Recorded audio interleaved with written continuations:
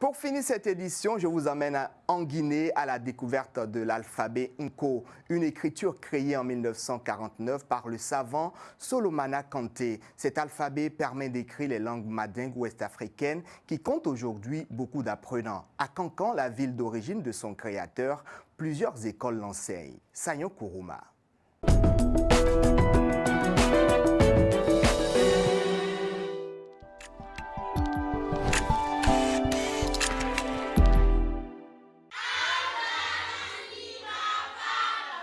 En haute banlieue de Kankan, l'école Nko de Nanfo Ismaël Diaby.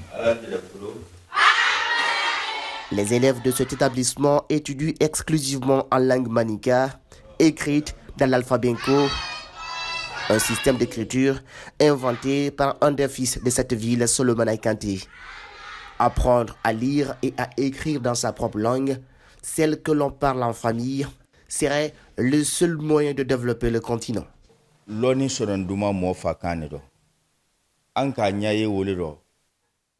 C'est dans nos langues locales qu'on peut vite apprendre. Voilà pourquoi nous avons compris que le retard de l'Afrique est dû au fait qu'on n'étudie pas dans nos langues.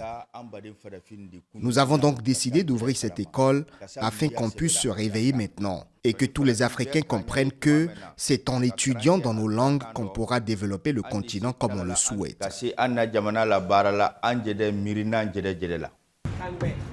L'apprentissage des langues maternelles ne se limite pas qu'aux enfants.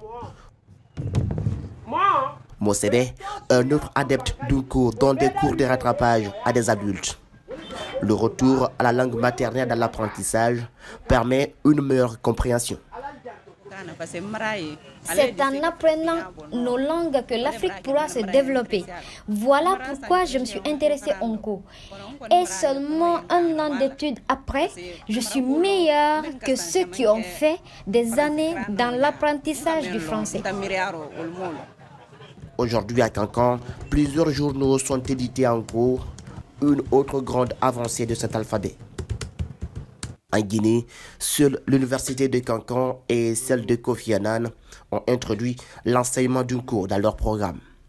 L'Nko est une forme d'écriture à l'université de Kankan et fait partie des matières enseignées aujourd'hui en linguistique, en lettres modernes et dans d'autres départements comme le département anglais et le département arabe.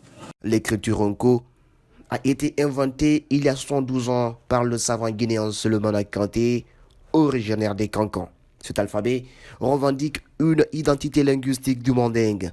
L'écriture Nko existe de nos jours dans plus de 10 000 ordinateurs. Il est également enseigné dans plusieurs universités américaines et européennes. Toute l'équipe de réalisation du Journal des correspondants vous souhaite une très belle année 2022.